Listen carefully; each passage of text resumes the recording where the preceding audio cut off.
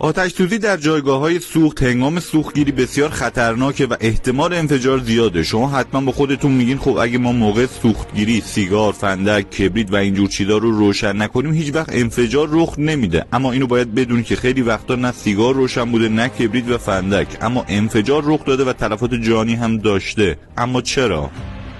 چون اکثر آتش‌سوزی‌های جایگاه سوخت به خاطر الکتریسیته‌ایه که توسط لباس تنمون به وجود میاد، چون بخار بنزین از هوا سنگین‌تره و توی سطح انتشار پیدا میکنه و یه جرقه کوچیک یا آتش‌سوزی بزرگ تبدیل میشه.